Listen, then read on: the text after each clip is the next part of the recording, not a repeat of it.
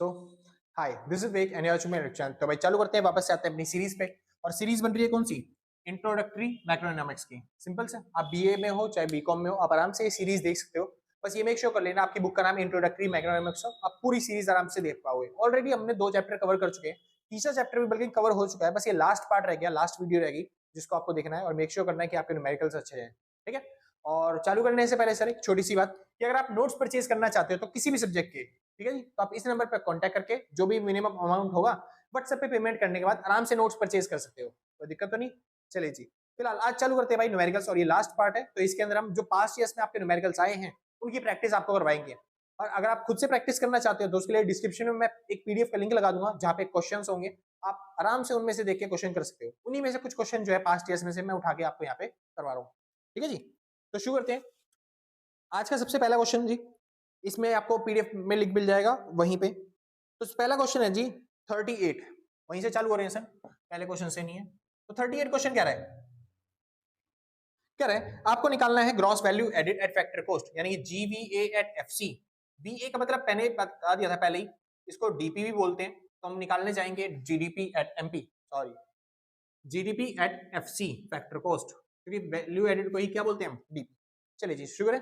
और GDP MP कौन सा मेथड लगेगा सर? यहाँ पे लगेगा जी वही पुराना वाला मेथड जो कि हम बोलते हैं वैल्यू ऑफ आउटपुट माइनस में परचेज।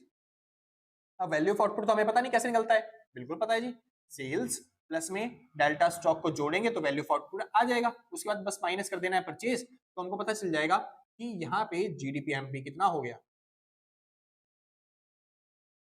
समझ में? हाँ, निकालना में वही है अभी भी, जीवीए एट एफसी। बस हम इस मेथड से निकलता क्या है, इस मेथड से जीडीपी एमपी निकलता है, इसलिए हम ये फॉर्मूला लगाया है। चलिए जी शुरू करते हैं। सबसे पहले बात आती है सेल्स। अब सेल्स कैसे निकाला जाए? सेल्स का भी एक फॉर्मूला बताया था मैंने आपको। सेल्स का फॉर्मूला क्या होता है? यूनिट मल्टीप्लाई में प्राइस। तो आपको दिख रहा है कितने यूनिट आपने सामान बेचा, हमने 1000 यूनिट का सामान बेचा, मल्टीप्लाई में प्राइस कौन सा है? प्राइस दे रखा है आपको 30, तो इसको मल्टीप्लाई करेंगे तो 30,000 आ गया। और ये 30,000 क्या है? ये है सेल्स वैल्यू। तो सेल्स कितनी हो गई? 30,000। प्लस में आपको चाहिए change in stock. Change in stock मतलब कुछ नहीं है, डेल्टा स्टॉक है, जो कि क्लोजिंग स्टॉक माइनस में ओपनिंग स्टॉक करने से निकलता है। तो आपको दिख रहा होगा क्लोजिंग स्टॉक आपको दे रखा है 3000 और ओपनिंग स्टॉक आपको दे रखा है 2000। तो डेल्टा स्टॉक यानी कि चेंज इन स्टॉक आप कैसे निकालोगे? सीएस माइनस में ओएस, यानी 3000 माइनस में 2000, जो कि आपका आंसर आ जाएगा 1000। तो आपने यहाँ पे लिख दिया 1000 माइनस में परचेज। अगर परचेज ना दे रखा हो तो दूसरा नाम देते हैं इंटरमीडिएट कॉस्ट या फिर इंटरमीडिएट वैल्यू के नाम से। आपको दिखाई दे रहा होगा 12,000 रुपए दे रखा है आपको परचेज वैल्यू। ठीक है जी, अब आराम से निकाल लेते हो सॉल्व करके जीडीपी एमपी, जो कि कितना आ गया? ये आ जाएगा आपके लिए 19,000 रुपए। ठीक है जी, ये आ गया आपके पास जीडीपी एट एमपी। लेकिन हमें जीडीपी एमपी नहीं निकालना था, हमें निकालना था जीडीपी एट एफसी। तो कैसे निकलेगा जीडीपी एफसी? तो जीडीपी एमपी जो आपने निकाला बस उसको चेंज करना है, एमपी से एफसी जाने के लिए क्या करते हैं? माइनस करते हैं एनआईटी। चलिए जी, तो 19,000 में से हमको घटाना है एनआईटी, नेट इनडायरेक्ट टैक्स। कहीं दे रखा आपको? चीट एनआईटी तो दिया ही नहीं। अब एनआईटी दिया नहीं तो निकालेंगे कैसे? बहुत सिंपल सा है, फॉर्मूला लगाओ एनआईटी का। एनआईटी का फॉर्मूला क्या होता है? आईटी माइनस में subsidy. Indirect tax, indirect tax देखो क्या क्या है, नीचे दिख रहा होगा आपको 7वें और 8वें लेवल पे। एक्साइज ड्यूटी, सेल्स टैक्स, मैंने बताया था जितने भी ड्यूटी हैं या फिर टैक्स है वो क्या होता है? इनडायरेक्ट टैक्स, जो कि आपको दे रखा है 2500 रुपए जमा में 3500 रुपए। और सब्सिडी कितनी दे रखी है? 0। तो बस ये हो गया 6000 रुपए। तो ये क्या हो गया? एनआईटी 6000। तो बस यहाँ पे लिख दिया, माइनस करना है 6000 को, तो ये आ गया 13,000। तो ये 13,000 आपका क्या आंसर आ गया? GDP at FC. सिंपल जी। तो ये आपका खत्म हो गया क्वेश्चन नंबर 38, सबसे पहला क्वेश्चन जो मैंने करवाया आपको। सिंपल, ऐसे सिंपल सिंपल क्वेश्चन आपके एग्जाम्स में आएंगे, आप आराम से कर लोगे। अगर प्रैक्टिस करनी है तो भाई क्वेश्चन पेपर पूरा सॉल्व कर लेना अपने आप ही। चलिए एक और क्वेश्चन ट्राई करते हैं। मेरे को दिखाई दे रहा है सर क्वेश्चन नंबर 46, थोड़ा अलग तरीके का क्वेश्चन है, तो इसको फिर से ट्राई कर लेते हैं एक बार फटाफट।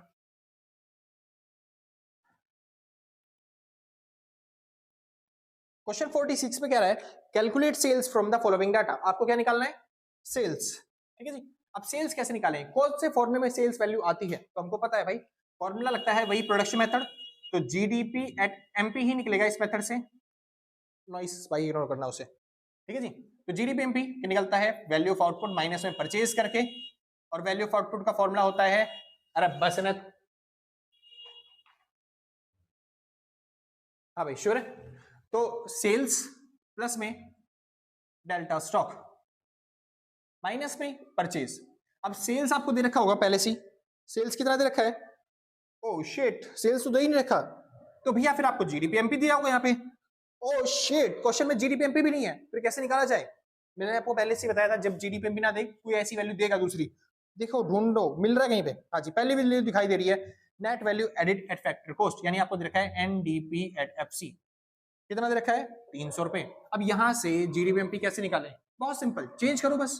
तो बस जीडीपी एट एमपी का फॉर्मूला लगाएंगे एनडीपी एट एफसी से। तो यहां से इधर जाने के लिए, एनसीजी पे जाने के लिए प्लस डेप, डीपी से डीपी जाने के लिए कुछ नहीं, एफसी से एमपी जाने के लिए प्लस करना पड़ेगा आपको एनआईटी, नेट इनडायरेक्ट टैक्स। इसकी वैल्यू दे रखी है 300 रुपए। डैप की वैल्यू कितनी दे रखी है जी? डैप दे रखा है आपको 30 रुपए, और प्लस में एनआईटी, नेट इनडायरेक्ट टैक्स, जो कि दे रखा है आपको 20 रुपए। Net indirect tax, indirect tax same ही बात है, ठीक है जी। चलो, तो ये हो गया टोटल मिला के 350, 350, और 350 उठा के आपको कहाँ पे लिखना है? यहाँ पे जीडीपी एमपी की जगह हमने निकाला है ना अभी भी 350 जीडीपी एमपी। चलिए जी, सेल्स आपको निकालना ही है, पहले से क्वेश्चन वाला कह रहा है। प्लस में delta stock, change in stock दे रखा है आपको जी। हाँ जी, दे रखा है माइनस का 50, माइनस प्लस क्या होता है? माइनस, तो बस यहाँ पे माइनस आ गया निशान। माइनस करना है आपको इंटरमीडिएट कॉस्ट, जिसको दे रखी है 200 रुपए। अब जी सॉल्व करते हैं, तो माइनस माइनस हो गया प्लस, ये हो गया 250, 250 इधर आगे माइनस हो जाएगा, 350 में से आपको घटाना है 250, बराबर में आ जाएगा क्या आपके सेल्स, और जो की वैल्यू आ जाएगी आपके पास 100। तो सेल्स की वैल्यू कितनी आ गई आपके पास? 100, और ये आपका क्वेश्चन हो गया सॉल्व। Simple sir. एक सेकेंड भाई, ये इधर दोनों माइनस के थे ना, हाँ, तो इधर आगे प्लस हो जाएंगे, सॉरी। तो यहाँ पे आपका आंसर आ जाएगा 600, ठीक है जी, तीन दोनों को जोड़ के। तो सेल्स का आंसर आ गया आपका कितना? 600, और आंसर मैच हो रहा है, तो आराम से आप कर लोगे, ठीक है जी।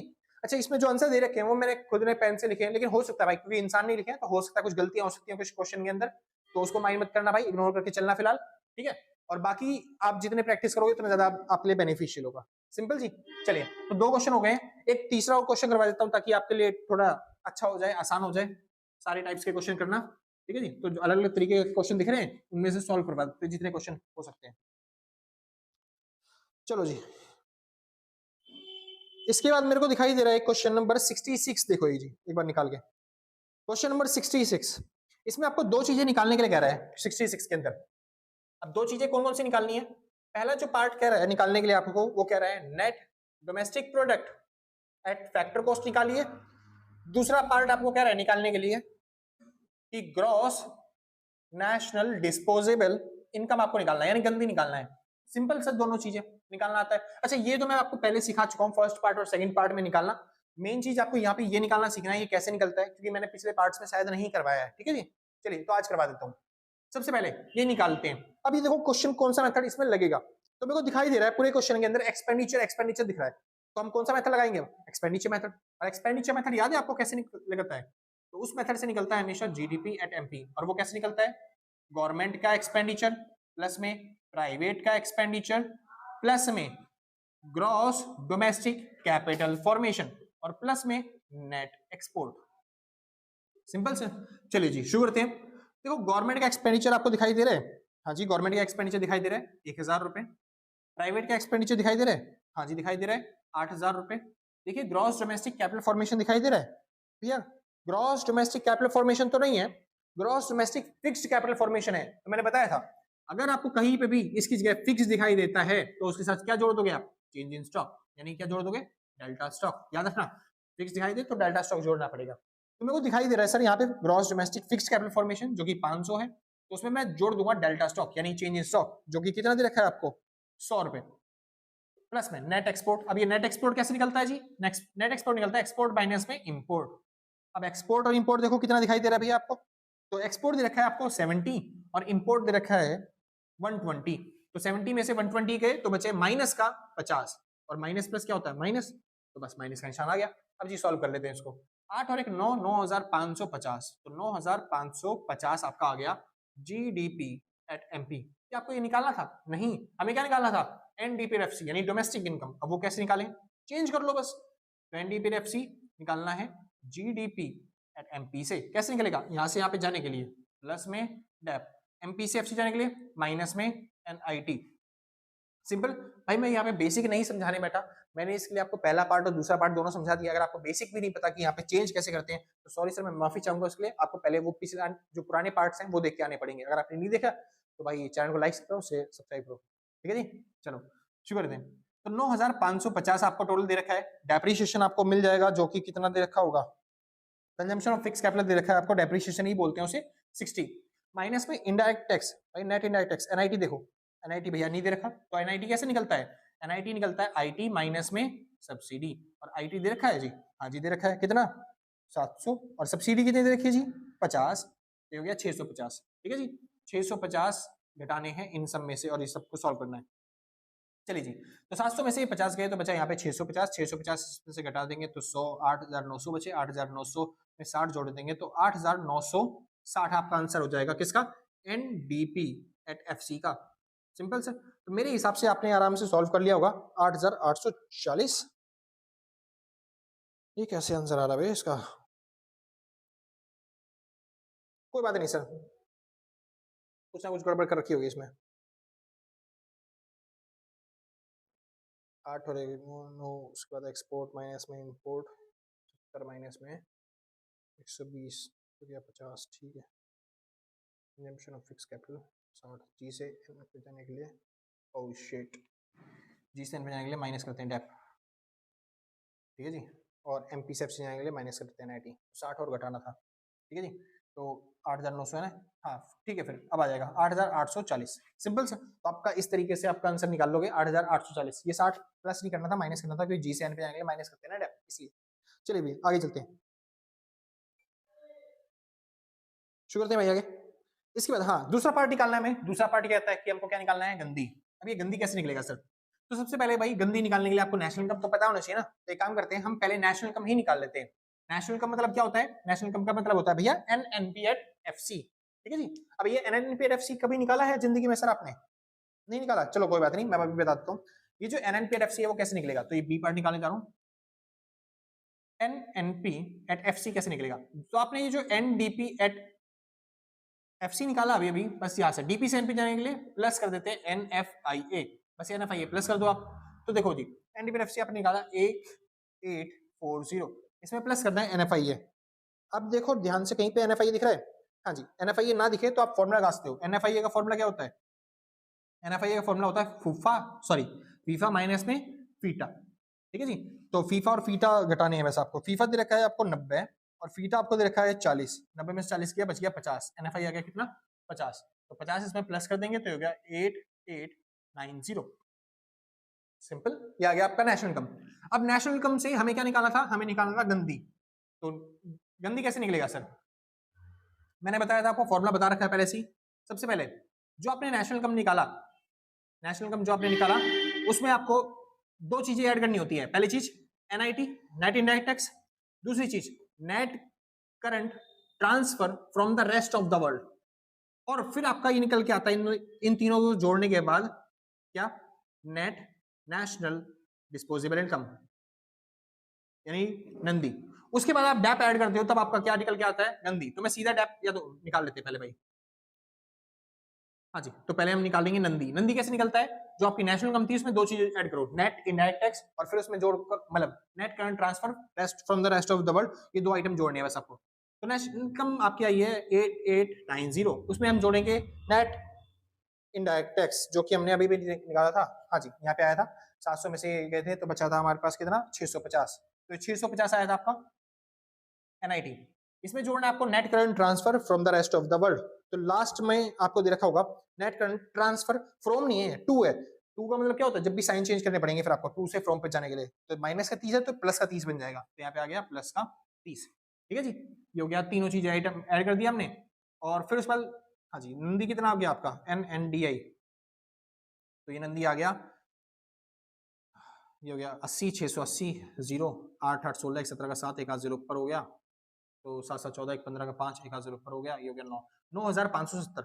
अब बस नंदी से हमको जाना है गंदी पे, तो गंदी कैसे निकलेगा, GNDI कैसे निकलेगा, ग्रॉस नेशनल डिस्पोजेबल इनकम कैसे निकलेगा, तो ये जो नंदी था उसमें आप क्या जोड़ दोगे, डैप। चलिए जी, तो 9570 में आपको जोड़ना है बस खाली डैप। अब डैप कितना दे रखा था आपको, डैप दे रखा था जी 60 रुपए, तो 60 रुपए यहाँ पे आप जोड़ दोगे तो हो जाएगा 9610, सॉरी 6 6 12 1 13 96130, ठीक है जी।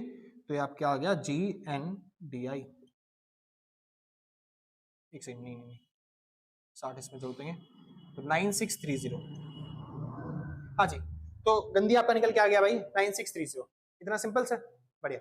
यहां पे खत्म होता है सर आपका सवाल पूरा खत्म। ये हो गया क्वेश्चन नंबर 66। सिंपल।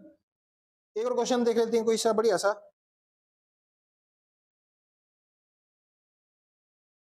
चलो भाई, यहीं पे पास में क्वेश्चन नंबर सर 70, एक बार 70 ट्राई करते हैं, ठीक है जी।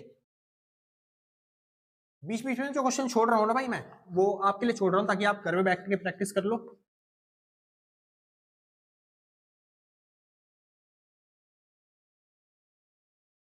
क्योंकि एग्जाम्स में ऐसे ही क्वेश्चन आते हैं, फिर दिक्कत ना हो आपको एग्जाम्स में क्वेश्चन करने के लिए। शुरू करते हैं। कह रहे हैं 70 में दो आइटम आपको निकालने हैं। पहला ए पार्ट जो आपको निकालने के लिए कह रहा है, gross national disposable product at market price, यानी कि GNP एट MP। दूसरी चीज आपको निकालनी है नंदी, ठीक है जी। और इस बार लग रहा है हमारा इनकम मेथड, जैसे कि आपको दिख रहा है सारी चीजें प्रोडक्ट जो है वो इनकम मेथड के हैं। तो इनकम मेथड से हमारा क्या निकलता है? इनकम मेथड से निकलता है NDP एट FC। वो कैसे निकलता है? कंपनसेशन ऑफ एम्प्लॉइज प्लस में ऑपरेटिंग सरप्लस प्लस में मिक्स्ड इनकम। चलिए जी, कंपनसेशन ऑफ एम्प्लॉइज देखो दे रखा है, हाँ जी दे रखा है। कितना दे रखा है? 3000 रुपए, सिंपल सर।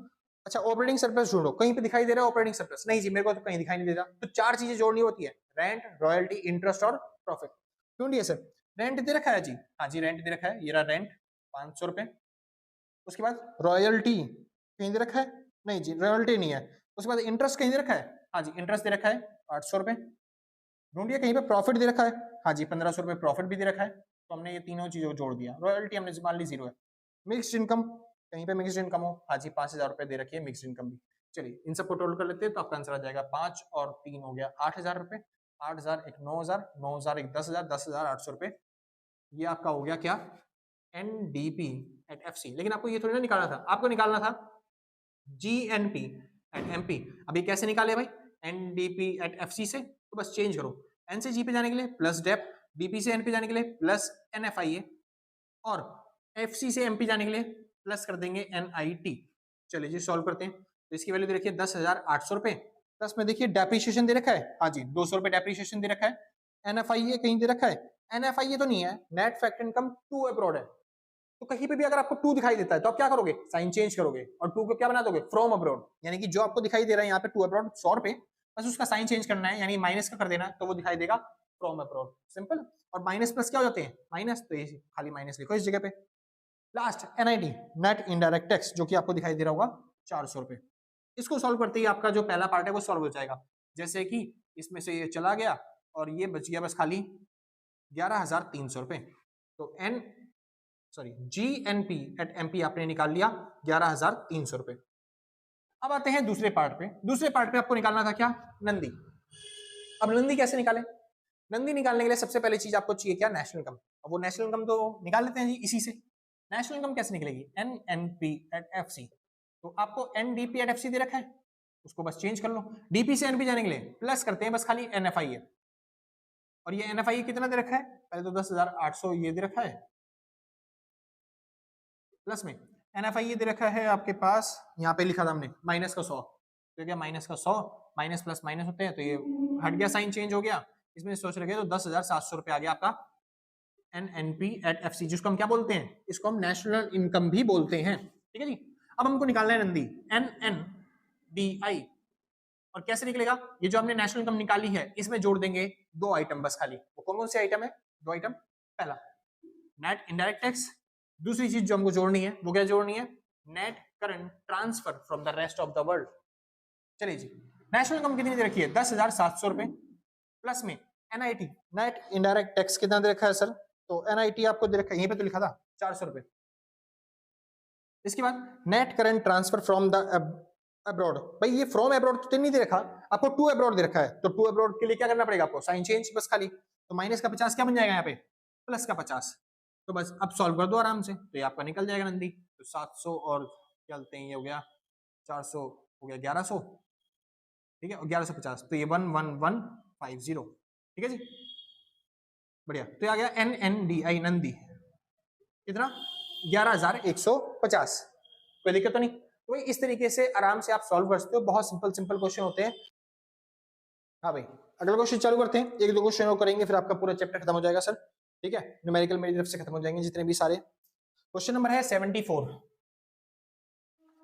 74 क्वेश्चन कह रहे हैं कैलकुलेट पर्सनल डिस्पोजेबल इनकम। आपको कैलकुलेट करनी है पर्सनल डिस्पोजेबल इनकम। अभी पर्सनल डिस्पोजेबल इनकम कैसे निकालेंगे वो चेक करते हैं अभी। देखो, तो सबसे पहले मैंने आपको बताया था पर्सनल डिस्पोजेबल इनकम में सबसे पहले आपको नेशनल इनकम चाहिए होती है। नेशनल इनकम कैसे निकलती है? प्राइवेट प्लस में गवर्नमेंट, दोनों की इनकम को जोड़ के, सिंपल। चलिए दूसरा, अब अगर आपको प्राइवेट इनकम नहीं दे रखी या फिर दे रखी है तो प्राइवेट इनकम कैसे निकलती है सर? कॉर्पोरेट टैक्स प्लस में कॉर्पोरेट सेविंग टैक्स प्लस में जब आप जोड़ते हो डिविडेंड। डिविडेंड मतलब जिसको हम क्या नाम से जानते हैं? इसको हम जानते हैं पर्सनल, सॉरी, इसको हम जानते हैं डिस्पोजेबल इनकम।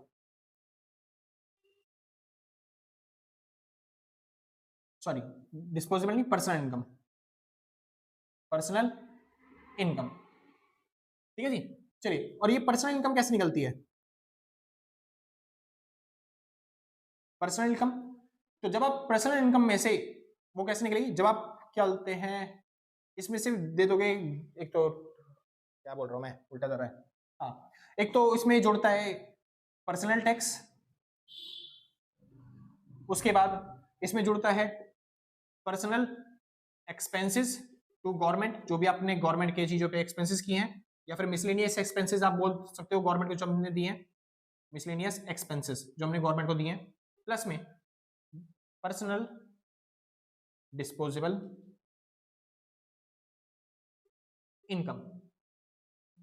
तो बस हमको ये वाला टॉपिक निकालना है इस पूरे क्वेश्चन को सॉल्व करके, सिंपल। चलिए देखिए ध्यान से, कहीं पे आपको नेशनल इनकम दे रखी है, नेशनल इनकम, तो जी कहीं पे नेशनल इनकम नहीं दे रखा, कहीं पे एनडीपीएफसी दे रखा हो। हाँ जी, सबसे पहला आइटम दे रखा है net domestic product at factor cost. आपको लगेगा कि भैया ये जो एनडीपी एट एफसी दे रखा है, लेकिन वहीं पे आप गलती कर दोगे सर। ये एनडीपीएफसी यानी कि इससे चेंज करके आप क्या निकाल सकते हो? एनएनपीआरएफसी तो निकाल सकते हो, नेशनल इनकम तो निकाल सकते हो, लेकिन वो गलती हो जाएगी। वो ये वाला नेशनल इनकम नहीं है। वो क्या है देखो ध्यान से, वो नेशनल इनकम दे रखा है cost accruing to private sector, केवल प्राइवेट सेक्टर का हिस्सा लेके हमने क्या निकाली है? नेशनल इनकम निकाली है। यानी जो हमने नेशनल इनकम निकाली है ये केवल प्राइवेट सेक्टर का लिया है, गवर्नमेंट का नहीं लिया। यानी कि सीधी सीधी बात, ये क्या दे रखा है आपको? प्राइवेट सेक्टर का ही पार्ट देखा है, यानी प्राइवेट इनकम ही दे रखी है। और प्राइवेट इनकम आपको कितनी दे रखी है? 700 रुपए। तो ये कितनी है आपके पास? 700 रुपए। तो आपको इसकी जरूरत नहीं है, इसकी जरूरत नहीं है, आपको पहले से ही प्राइवेट इनकम दे रखी है, बस खाली 700 रुपए। सिंपल, आगे चालू करते हैं। तो उसके बाद कॉर्पोरेट टैक्स ढूंढिए, कहीं पे दे रखा है आपको कॉर्पोरेट टैक्स? हाँ जी, कॉर्पोरेट टैक्स 40 रुपए दे रखा है। कॉर्पोरेट सेविंग टैक्स देखो, कहीं पे आपको दिख रहा है सेविंग वर्ड? हाँ जी, saving of private corporate sector दिख रहा है मेरे को 150 रुपए। तो बस 150 रुपए प्लस में आपको पर्सनल इनकम यहां से मिलेगी। क्या मिलेगी यहाँ से? Personal income. कैसे मिलेगी? ये सारा प्लस हो रहा है, उधर जाके क्या हो जाएगा? माइनस। तो 190 जो हो गया इधर, उधर जाके माइनस कर देंगे तो ये हो जाएगा 510। तो 510 क्या आ गया आपके पास? ये हो गया पर्सनल इनकम। लिख देता हूँ, पर्सनल इनकम। पर्सनल इनकम कितनी आ गई आपके पास? 510 रुपए। तो बस 510 यहाँ पे पुट किया। पर्सनल टैक्स आपने कोई दिया है? देखो कहीं पे इनकम टैक्स लिखा हुआ हो या फिर कोई पर्सनल टैक्स लिखा हुआ हो जो आपने पे किया हो। ठीक है, कंपनी ने ना पे किया हो, केवल आपने पे किया हो। तो भाई मेरे हिसाब से तो हाँ, direct taxes paid by house hold, house hold ने जो डायरेक्ट टैक्सेस दिए हैं उनकी बात कर रहा है, तो जो कि कितने हैं? 70 रुपए। तो पर्सनल टैक्स मिल गया आपको 70 रुपए। प्लस में कोई मिसलेनियस एक्सपेंसेस जो हमने गवर्नमेंट को दिए हैं, कुछ है इसमें? भाई इसमें मिसलेनियस एक्सपेंसेस तो नहीं है जो गवर्नमेंट को हमने दे रखे हो, कुछ तो नहीं है भाई, उसको जीरो मान लेते हैं। तो यहाँ से आ जाएगा पर्सनल डिस्पोजेबल इनकम। और ये पर्सनल डिस्पोजेबल इनकम कितनी आएगी? 70 यहाँ पे प्लस का तो जाके माइनस का हो जाएगा, और 70 यहाँ से चला गया तो ये हो गया 440 रुपए। तो 440 आ गई पर्सनल डिस्पोजेबल इनकम। सिंपल जी। तो इस तरीके से आप आराम से क्वेश्चन जो है वो अपने सॉल्व कर पाओगे, कोई दिक्कत तो नहीं। बहुत अच्छी बात है भाई। आगे चलते हैं सर, एक आधा क्वेश्चन और खत्म कर लेते हैं ताकि आपको। अच्छा एक वो था ना रियल जीडीपी और नॉमिनल जीडीपी वाले क्वेश्चन, वो कर लेते हैं एक बार ट्राई। मुश्किल सा कौन सा है? एक बार देखिए सर, क्वेश्चन नंबर 148 और 148 का लास्ट में, बिल्कुल लास्ट में, बिल्कुल लास्ट में चले जाओ। पीडीएफ के जो आखिरी पेज होगा ना आपके पास, लास्ट पेज होगा, वहीं पे होंगे क्वेश्चन। तो क्वेश्चन नंबर 1 इस तरह से नोट कर लिया होगा भाई, ठीक है। आगे चलते हैं, क्वेश्चन नंबर 148। इसके ऊपर क्वेश्चन बहुत सारे आते हैं सर कि प्राइस इंडेक्स और जीडीपी रिफ्लेटर के ऊपर, तो ध्यान से समझ लेना। 148 में क्या रहा है, आपको रियल जीडीपी दे रखी है, रियल जीडीपी जो कि कितनी है 200। प्राइस इंडेक्स भी आपको दे रखा है जो कि है 110 रुपए। अच्छा, ये दे रखा है बेस विद 100 रुपए। हमेशा याद रखना बेस हमेशा 100 होना चाहिए। अगर आपका बेस 100 नहीं आ रहा तो मतलब प्राइस इंडेक्स को चेंज करना पड़ेगा आपको। आपका मेक श्योर कर लेना कि आपका बेस हमेशा 100 होना चाहिए। अगर 100 है तभी प्राइस इंडेक्स वही लेके चलोगे। इन्होंने प्राइस इंडेक्स कितना दिया था मेरे को 110 रुपए, और जबकि बेस कितना था इसका 100। सिंपल 100 ही होना चाहिए। अगर ये बोलते हैं प्राइस इंडेक्स हमारा 110 ही है लेकिन बेस इस बार जो दे रखा है वो 200 दे रखा है, तो मैं इस बेस 200 को कैसे बना सकता हूँ 100? बस 2 से डिवाइड करके। तो जो प्राइस इंडेक्स है ना उसको भी आप 2 से डिवाइड कर देना, यानी 55 आ जाएगा ना। तो बेस का कैसे बना 100? 2 से डिवाइड करके 100 बन गया ना। तो बस यहाँ पे भी प्राइस इंडेक्स क्या लेके चलना है आपको 55 लेके चलना है 2 से डिवाइड करने के बाद। प्लस माइनस नहीं, डिवाइड और मल्टीप्लाई से आपको सॉल्व करके बेस आपको 100 बना के लेके आना है। सिंपल, बढ़िया। चलिए, तो यहाँ पे आप बेस आपको 100 ही दे रखा है, तो प्राइस इंडेक्स मैंने लिख दिया 110 रुपए, और हमसे कह रहा है कैलकुलेट करने के लिए नॉमिनल जीडीपी। अब ये नॉमिनल जीडीपी कैसे निकाले? कुछ नहीं सर, जीडीपी डिफ्लेटर का फॉर्मूला लगाइए। जीडीपी डिफ्लेटर कैसे निकलता है? तो ये निकलता है नॉमिनल जीडीपी अपॉन में रियल जीडीपी मल्टीप्लाई में 100। तो डिफ्लेटर हमको दे नहीं रखा, ये दे रखा है हाँ जी, प्राइस इंडेक्स को डिफ्लेटर बोलते हैं भाई। 110 इक्वल टू नॉमिनल जीडीपी हमको दे नहीं रखी तो उसको वही लिख देंगे, अपॉन में रियल जीडीपी दे रखी है आपको 200 रुपए मल्टीप्लाई में 100। इससे ये कट गया तो इधर आके मल्टीप्लाई हो जाएगा, 220 आ गया आपका क्या नॉमिनल जीडीपी, जो उसने हमको बोला था हमने निकाल दिया। बाकी कुछ आपके थ्योरी के क्वेश्चन आएंगे, जब भी ये क्वेश्चन आएगा इसके साथ साथ तो वो आप आराम से कर लोगे। मैंने आपको करवा दिया डिफरेंस नॉमिनल जीडीपी और रियल जीडीपी इन सब में। बाकी सारे क्वेश्चन सेम ऐसे ही हैं, आप नीचे तक देखोगे ऐसे ही क्वेश्चन आपके एग्जाम्स में आपको देखने को मिलेंगे। कुछ ऐसे भी क्वेश्चन होंगे जहां पे आपको टेबल दे देगा, ठीक है जी, जैसे कि प्रोडक्ट दे देगा ए बी सी डी, और आपको दे रखा 2004 का प्राइस और आपको दे देगा 2014 का प्राइस, ठीक है जी, और क्वांटिटी के साथ साथ, जैसे कि यहाँ पे प्राइस मान लेते हैं और इधर क्वांटिटी मान लेते हैं। तो इस तरीके से देखा कि प्राइस यहाँ पे 10 था और इसका 20 था प्राइस, अब इनका 20 प्राइस हो चुका है और इसका 40 हो चुका है प्राइस। पहले हम 10 20 क्वांटिटी लेते थे, अब हम 20 क्वांटिटी लेते हैं। अब कहेगा यहाँ पे आपको इस क्वेश्चन में निकाल सकना है वो क्या बोलते हैं जीडीपी डिफ्लेटर या फिर प्राइस इंडेक्स। तो ऐसे क्वेश्चनों में कैसे निकालोगे सर? बहुत सिंपल सर, ज्यादा मुश्किल नहीं है, ज्यादा टेंशन वेंशन लेने की जरूरत नहीं है आपको, बहुत सिंपल तरीके से आप आराम से सॉल्व कर पाओगे। कैसे? आपको मैंने बताया कि प्राइस इंडेक्स निकालने के लिए आपको फॉर्मुला लगाना पड़ता है, लेस्पियर मेथड भी लग सकता है यहाँ पे। तो फॉर्मुला होता है सिग्मा P1 Q0 अपॉन में सिग्मा P0 Q0, मल्टीप्लाई करना पड़ेगा 100 से। तो P1 Q0 हमें चाहिए, तो क्या करें? देखो ये होता है पुराना साल, पुराना प्राइस यानी P0 और Q0 लिखा होगा जहां पे भी लिखा होगा। ये होता है नया साल, करंट ईयर, यानी कि यहाँ पे P1 और Q1 लिखा होता है। फिलहाल हमें P1 और Q0 का मल्टीप्लिकेशन चाहिए, तो यहाँ पे मैं निकाल लेता हूँ P1 और Q0 का मल्टीप्लिकेशन। आप यहाँ पे साइड में निकालना है इधर ऐसे ऐसे P1 Q0। तो देखो P1 कितना है 20 और Q0 10, तो 20 गुणा में 10 कितना हो गया 200, 20 गुणा में 20 400, 40 गुणा में 10 400, 40 गुणा में 20 800, टोटल कर लेते हैं तो ये हो गया 8 8 16 17 18 1800 रुपए। दूसरी चीज हमें चाहिए P0 Q0, तो यहाँ पे निकाल लेता हूँ P0 Q0। तो P0 ये रहा, Q0 ये रहा, ये हो गया आपके पास 100 200 200 400, तो 400 400 800 और एक 900, सिंपल से। अब बस इसमें वैल्यू पुट कर दो, P1 Q0 की वैल्यू कितनी आ गई 1800 रुपए, और P0 Q0 की वैल्यू कितनी है 900 रुपए, मल्टीप्लाई में 100। इसी को हम बोलते हैं रियल जीडीपी, इसको हम इसको हम बोलते हैं नॉमिनल जीडीपी और इसको हम बोलते हैं रियल जीडीपी। तो बस इसको सॉल्व करना है, इससे कट गया 2 और 100 से मल्टीप्लाई कर दिया 200%, यानी देश में क्या हो रखी है महंगाई, प्राइस क्या हो चुके हैं डबल हो चुके हैं 200%। सिंपल। तो भाई मेरे हिसाब से जितने भी न्यूमेरिकल्स हो सकते थे वो मैंने आपको करवा दिए। अगर आपको फिर भी कोई डाउट रह गया तो भाई आप कमेंट में बता सकते हो भैया कोई डाउट्स आ रहे हैं, ठीक है। मैं होप करूंगा या फिर कोशिश करूंगा एक वीडियो और बना के आपके लिए डाल दूं जो भी आपके डाउट्स क्लास किए। बाकी यहाँ पे खत्म होता है आपका चैप्टर, न्यूमेरिकल्स खत्म होते हैं, इसके बाद आपसे मिलेंगे चौथे चैप्टर के साथ, ठीक है। तो जिसके नोट्स परचेज करने हैं तो आप इस नंबर पे कांटेक्ट करके नोट्स परचेज कर सकते हो। जो भी मिनिमम अमाउंट होगा व्हाट्सएप पे पेमेंट करने के बाद आप आराम से पेमेंट करने के बाद नोट्स परचेज कर सकते हो, सिंपल से। बस कोशिश करना कि कभी कॉल ना करो भाई, क्योंकि कॉल करने में कभी हम बिजी मिलेंगे कभी आप बिजी मिलोगे तो दिक्कत हो ज्यादा हो सकती है, ठीक है जी। तो व्हाट्सएप करो आराम से, हम चिल है भाई, 10 मिनट के अंदर आपको रिप्लाई देंगे फटाफट फटाफट। बाकी और कुछ नहीं भाई, तो आज के लिए बस नहीं, मिलते हैं कल सेम टाइम सेम जल्दी, टाटा भाई भाई। जिसको नोट करना है नोट कर ले भाई, चले फालतू बोल लो बाद में।